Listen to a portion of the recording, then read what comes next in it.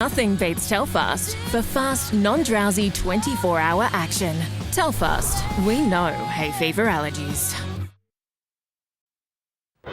Tonight, tragedy in the Riverland as a go-kart competition turns fatal. A mum airlifted to Adelaide after a shocking explosion on Kangaroo Island. Music to their ears. Will we protecting that building being a pub forever? The government steps in to save an Adelaide icon. Christmas comes. Money, it's one of 7,300 shut down by ASIC over the past year. An emotional tribute to the last of the famous rats of Tobruk who died earlier this month.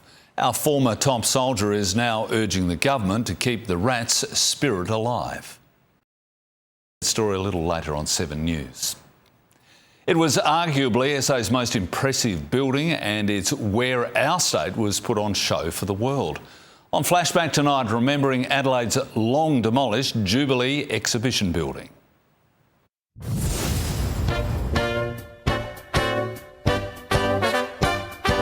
Adelaide, the best part of a century ago. And while so much is still recognisable, there's a building on North Terrace which is long gone. It really was a jewel in that North Terrace precinct. This extraordinary landmark was built to host the International Jubilee exhibition of 1887, celebrating Queen Victoria's 50th year on the throne and 50 years of the colony. If you try to imagine where it was right here, next to Bonython Hall, where there's now an open plaza, and the Adelaide Uni Law School. And it was a really important contribution to the cultural boulevard of North Terrace. Dr. Julie Collins runs the Architecture Museum at UniSA and is a co-author of a book about the building. It wasn't just for the Jubilee exhibition, it was designed to be an exhibition building for Adelaide, and it went on to have that kind of function. To give you an idea of just how big it was, you can see it dwarfed Bonython Hall, which was built much later. Even the laying of the foundation stone attracted thousands. This is what it looked like from the back, with terraces cascading down towards the Torrens. Inside, the best of SA was on show, as well as produce from other colonies. There were 700,000 visitors to the exhibition, and to give you an idea of how many that was, we only had just over 300,000 people here in South Australia at the time.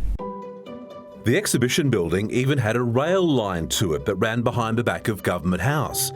As well as this major fountain at the back, there were 2 out the front. Chances are you know one of them well. It was filled with champagne for the opening of Rundle Mall. The mall in Adelaide for the people. It's now outside Adelaide Arcade.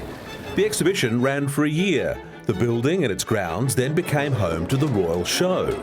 It held that location up until the 1920s when it moved to Wayville. It later housed the Department of Motor Vehicles and an art school.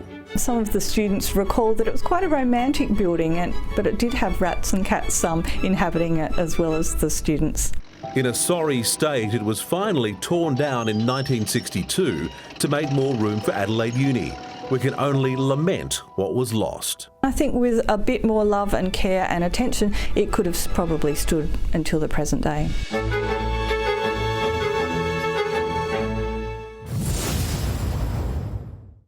Almost criminal that building has been lost. Beautiful building. It was. Almost as criminal as the Crows being robbed of Victory Lane.